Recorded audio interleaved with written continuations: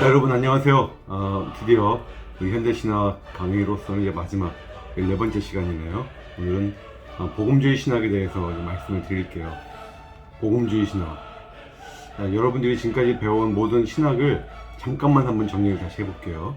하나님의 초월성과 내재성, 이 두 가지 측면을 가지고 우리가 모든 신학을 분류를 해왔는데, 이제 르네상스 시대, 14세기, 16세기의 르네상스 시대의 끝 무렵에 나타난 인문주의, 그리고 종교개혁자들, 이들은 하나님의 초월성에 대해서 상당히 많이 강조를 하는 편이었는데, 이 르네상스의 자식이라고 할 수 있는 17, 18세기 계몽주의 시대에 이르러서 인본주의적인 시각들이 이제 많이 나타났고, 그 신에 대해서도 인간의 이성으로 판단을 우리가 해서 그 결론을 내리자, 무조건 어떤 하늘로부터 뚝 떨어진 계시를 믿지 말고, 이런 어떤 분위기가 일어났고, 이런 가운데 칸트는 드디어 계몽주의 끝판왕이죠. 너의 이성을 사용할 용기를 가져라. 그 후로 이제 헤겔과 슐라이어마가 나타났죠. 근데 이들은 사실은 계몽주의적인 인간의 이성을 이용한 어떤 신학적인 접근은 결국은 신은 없다, 종교는 다 거짓이다, 이런 정도로 어떤 결론이 내려지기 쉬운 상황에서 이 세 명이 종교에 대해서 다른 관점을 우리에게 보여줬다 그랬죠. 그래서 칸트는 인간의 도덕, 윤리, 여기에 어떤 종교의 자리가 있다고 봤고, 헤겔은 어떤 인간의 지성, 그렇죠? 어떤 세계 정신, 절대 정신을 이야기하면서 인간의 지성이 종교가 위치하는 자리다. 그에 비해서 슐라이어마허는 이제 인간의 감정과 직관, 여기가 바로 종교가 위치하는 자리다라고 말하면서 계몽주의의 어떻게 보면은 화살로부터 종교를 이제 피할 곳을, 개토를 마련해 준 것이다 라고도 볼 수가 있어요. 근데 그 덕택에 자유주의 학자들이 이제 대거 19세기에 등장을 했죠. 슐라이어마허의 뒤를 이은 이들은 리첼, 하르낙, 또 미국에서는 월터 라우셴부시 같은 학자들이 하나님의 초월성에 대해서는 이제 거의 의식하고 있지 않고, 하나님 내재성, 이 세상에서의 우리의 어떤 도덕적인 삶, 이 세상에서의 어떤 이루어질 하나님의 나라, 이런 개념들 위주로 신학을 이제 접근을 했죠.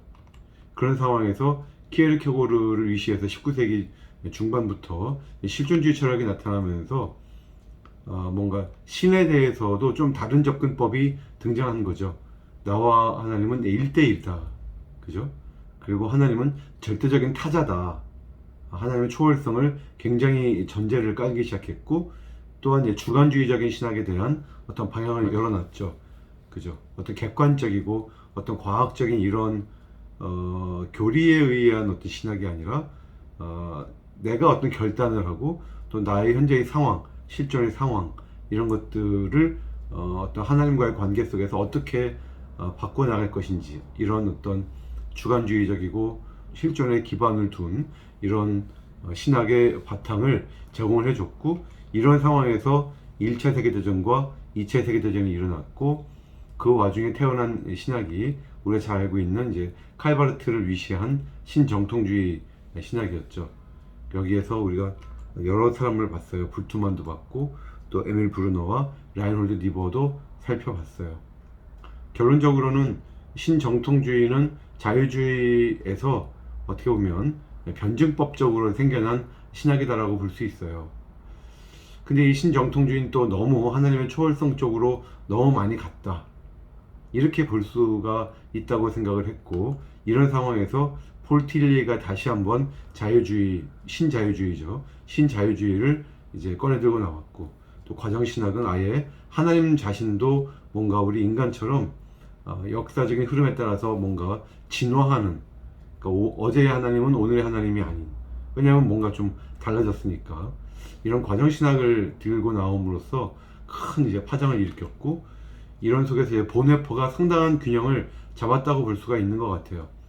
보네포는 비록 2차 대전 끝나기 직전에 교수형을 당했지만, 이러한 보네포의 신학은 어떤 신정통주의자적인 어떤 교리 위주의 어떤 그런 신학, 또는 자유주의자들의 어떤 하나님의 내재성만 강조하는 신학에서 벗어나서 상당히 많은 균형을 가지고 온 신학이었다, 이렇게 볼 수가 있겠고, 이런 속에서 보네포 영향을 받은 많은 급진 신학자들이 나타났다 그랬고, 또 몰트만과 판넨베르크와 같은 희망의 신학자들도 또 한편 종말론적 존재론이라고 하는 듣도 보도 못한 이런 존재론을 가지고 나와서 새로운 신학을 우리에게 들려줬고, 그 와중에 또 이제 해방 신학자들이 북미와 남미 쪽에서 이렇게 기지개를 펴니다.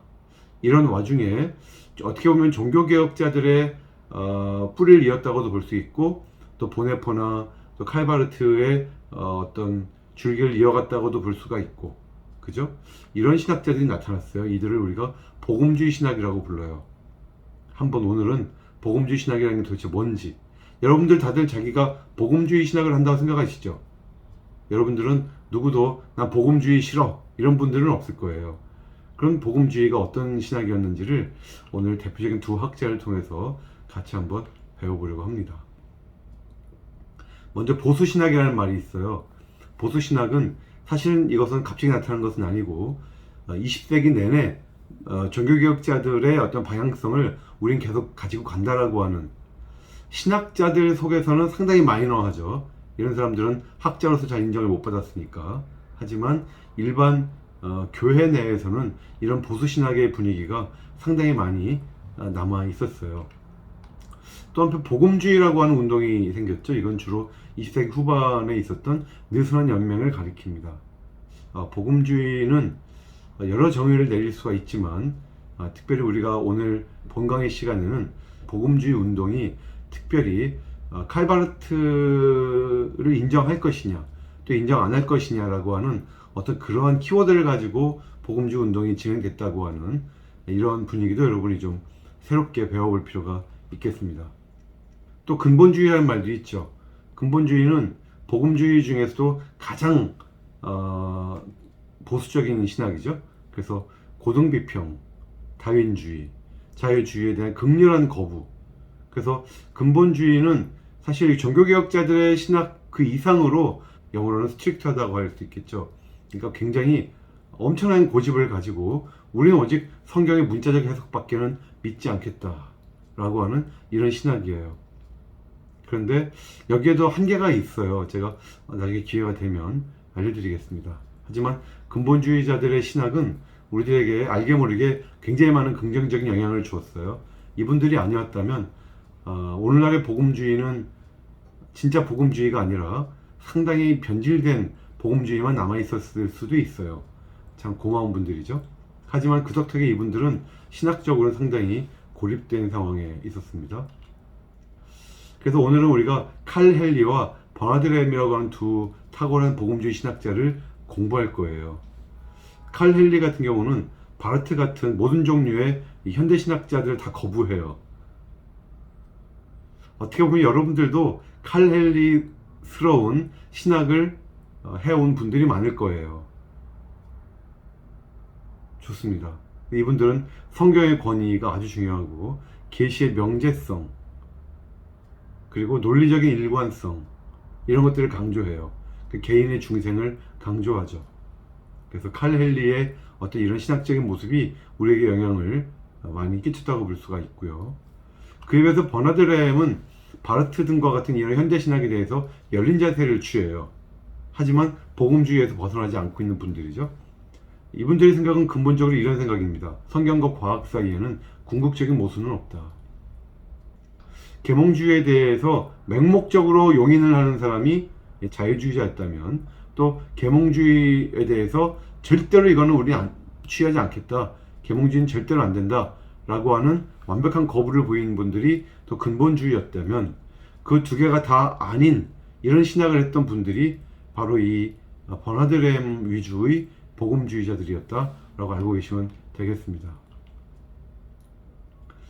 제가 그래서 이걸 한번 보여드릴게요. 여러분들이 이 슬라이드를 보시면 복음주의 또는 보수주의 신학에 대해서 하나의 그림이 조금 그려지실 수도 있다고 생각을 해요.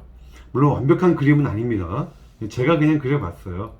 굉장히 알기 쉽지만 아주 중요한 내용들은 다 담고 있으니까 한번 나는 어디에 속하는지 한번 잘 보세요. 자, 근본주의는 현대성을 거부한다는 거죠. 여기서 말하는 현대성이라는 것은 계몽주의의 어떤 그런 발견들, 그걸 내가 취할 거냐 거부할 거냐 이거예요. 현대성을 거부해요. 그러니까 근본주의 신학을 하는 분들은 상당히 이렇게 분리주의적인 경향도 가지고, 이분들은 상당히 그 많은 신학자들에게 뭐라고 할까요? 긍정적이건 부정적이건 근본주의자들은 굉장히 큰 어떤 기둥 같은 이런 역할을 하고 있어요. 하나의 스펙트럼의 한 축이에요. 저쪽에 있는 거고요. 또 이쪽에 한쪽에 있는 또 다른 축은요, 현대성을 수용하는 축이에요. 이거는 자유주의자들이죠. 그래서 고등비평, 우리가 보니까 이 애써서는 도저히 이거는 뭐 어쩌고 저쩌고 하면서 엉터리다라고 어떤 신학적인 결론이 역사적으로 고등비평에서 내려지면, 그런 신학자들은 더 이상 애써서에 대해서 신적 계시로 인정하지 않죠. 우리처럼. 말도 안 되는 것 같지만 그런 일들이 지금도 일어나고 있어요. 자, 이런 식으로 근본주의와 자유주의가 끝과 끝입니다. 그런데 이 하나의 스펙트럼이라는 거예요. 칼 헨리와 버나드 램을 오늘 배울 거예요. 칼 헨리는 아까 설명드렸듯이 바르트를 거부합니다. 여러분들의 성정에 많이 맞을 가능성이 있어요. 물론 칼 헨리도 비판하는 사람들은 비판해요. 그분들은 자기들이 칼 헨리보다 지금 왼쪽에 있다는 거죠. 물론 이 그림을 여러분들이 보시면 마치 근본주의가 좌파고 자유주의가 우파인 것처럼, 여러분 그건 아닙니다. 그냥 제가 이렇게 그려놨을 뿐이고, 근본주의가 우파고 자유주의를 좌파로 보는 분들이 많겠죠. 그런 분들은 좀 헷갈리겠지만 어쨌든 근본주의에서 출발을 해서 자유주의 쪽으로 신학이 접근했다고 하는 어떤 그런 전제하에서 근본주의를 왼쪽에 그렸으니까 오해의 소지는 없기 바랍니다. 자, 그래서 칼 헨리는 좀 더 근본주의 쪽에 가까워요. 버나드 램은 조금 더 자유주의, 정확하게 말하면 신정통주의 쪽에 조금 더 가까워요. 하지만 자유주의는 분명히 거부해요. 자, 이렇게 놓고 봤을 때 여러분이 보수주의 신학을 한다, 누가 이제 그런 말을 하죠. 보수주의 신학, 사실은 보수주의 신학을 한다고 말했을 때 그 보수주의가 도대체 정확하게 뭐냐를 누구도 정확하게 정의 내리긴 힘들어요. 하지만 일반적으로는 칼 헨리 정도까지가 보수주의가 아닐까 싶어요. 우리나라는 그래서 상당히 보수주의 신학이 대세라고 볼 수가 있겠죠. 하지만 신정통주의 신학이 나타났죠. 신정통주의는 보수주의와 뭔가 교집합도 있으면서 뭔가 상당히 이 현대성 쪽으로 가 있어요. 하지만 자유주의는 분명히 거부하죠. 그래서 보수주의와 신정통주의가 이렇게 나뉜다면 여러분은 어디에 있는 것 같으세요 지금? 자, 좀 이따 대답을 하시고. 복음주의와 신복음주의라는 말도 있어요. 복음주의는 이 근본주의를 포함을 해요. 포함을 해서 이 버나드 램까지 다 복음주의예요. 그러니까 우리가 오늘 복음주의 신학을 버나드 램을 배우죠.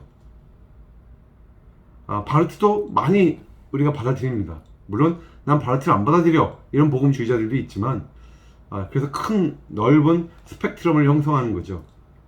그에 비해서 신복음주의자들은 조금 더 자유주의 쪽으로 가 있어요. 그래서 신복음주의자들은 자유주의를 완전 수용하는 건 아닌데 자유주의자들과 많은 학문적인 교류도 하고요.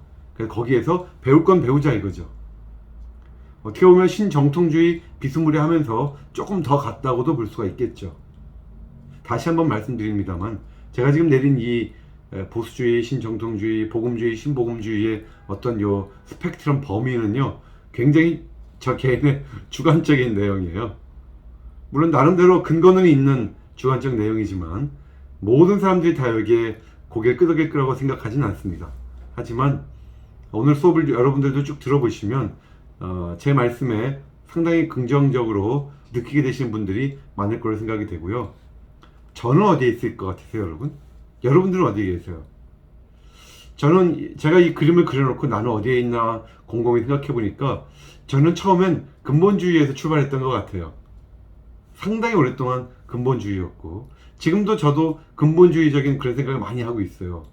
성경의 절대적인 무호성은 뭐 무엇으로도 흔들 수 없다고 생각합니다. 이건 뭐 세상이 뭐 10번 뒤집어져도 이거는 말이 안 되는 거예요. 성경이 흔들리면 우리의 모든 신학이나 우리의 모든 신앙은 다 지극히 주관적인 거예요. 그럼 그건 전혀 어떤 계시에 의한 게 안 되죠. 그런 의미에서 저는 근본주의에서 출발을 했고요. 지금도 근본주의를 좋아하지만 제 지금의 현재 위치를 제가 한번 생각을 해보니까 여기에 있는 것 같아요.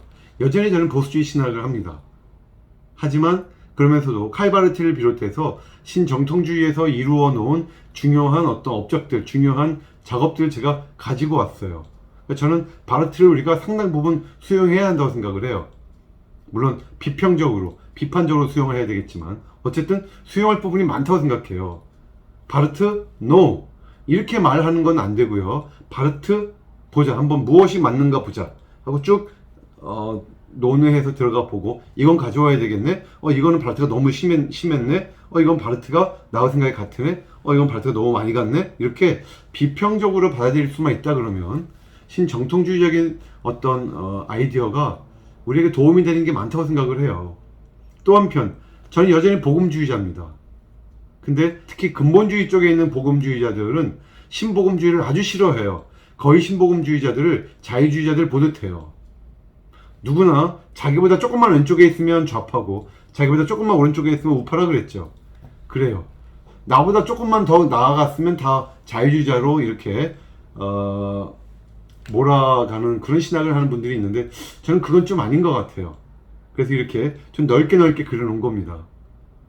칼 헨리나 버나드램 같은 사람을 신복음주의자로도 우리가 볼 수가 있지만 그냥 복음주의자로도 볼 수가 있어요.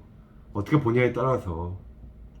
그래서 저는 보수주의자면서 보수주의에 제 발을 내딛고 있으면서 신정통주의에서도 가져올 게 있다고 이렇게 발을 올려놓고 있고요. 또한 저는 복음주의에 굳건한 제 발을 올려놓고 있으면서 신복음주의자들의 주장에 귀를 기울여요. 너무 극단적인 건 안 좋은 것 같아요. 자, 피너츠 만화, 여러분들이 좋아하는 만화를 볼게요. 피너츠 만화에서 이제 찰리가 말을 합니다. 그리고 그는 마침내 집에 왔고, 그리고 그의 충성스러운 강아지는 그의 발 아래 잠이 들었다. 이런 어떤 책을 읽었어요. 그래서 찰리가 지금 자기 스누피 강아지를 보면서 말하죠. 봤지? 어떤 개들은 말이야 자기들 그 주인들 발 아래에서 자거든. 이렇게 말을 한 거예요. 너도 한번 그렇게 해봐라 이 말이겠죠. 그랬더니 스누피가 저쪽에 가더니 이불을 가지고 와요. 그랬더니 진짜로 자기 주인 찰리 발 밑에서 이불을 깔고 편안하게 잠이 들었어요. 여러분 이거 어떻게 생각하세요? 제가 이 만화를 마지막 만화로 고른 이유는 이겁니다. 제가 이전에 한번 첫 수업 시간에 얘기 드렸을 거예요. 여러분 계몽주의를 내가 받아들이건 안 받아들이건 우린 계몽주의 이전으로는 돌아갈 수가 없어요. 계몽주의 이전에는 이성적인 그런 생각을 완전히 무시하고 살았던 시대이기 때문에 현재 우리가 심지어 근본주의자들조차도 그들이 완전히 계몽주의적인 모든 걸 다 그들이 거부하냐? 그러면 그분들은 스마트폰 안 쓰나요? 그분들은 그러면 학교에서 공부 안 하나요? 그분들은 무슨 수학 문제는 그럼 어떻게 풀어요? 다 인간의 이성의 결과물을 갖고 그들도 살고 있잖아요. 그쵸? 그러니까 뉴노멀이에요. 코로나가 뉴노멀 시대를 우리에게 주었다 그랬죠. 우린 누구도 코로나가 끝나더라도 코로나 이전으로는 돌아갈 수 없다 그랬어요. 지금 코로나 이후가 뉴노멀이에요. 포스트 코로나가 뉴노멀인 것처럼 이 포스트 인라이트먼트, 그러니까 이 계몽주의 이후가 뉴노멀이 된 거예요. 근본주의자들이건 자유주의자들이건 누구도 더 이상 계몽주의 이전으로 돌아갈 수가 없습니다. 이건 어쩔 수가 없어요. 자, 이런 상황에서 너 옛날 얘기책에 나오듯이 너도 내 발밑에서 자! 라고 했을 때 이 스누피가 이런 식으로 이불을 갖고 와서 편하게 자는 걸 이 주인이 뭐라고 할 수 있겠냐고요. 이게 뉴노멀일지도 모르는데. 그러니까 저는 그렇게 생각을 합니다.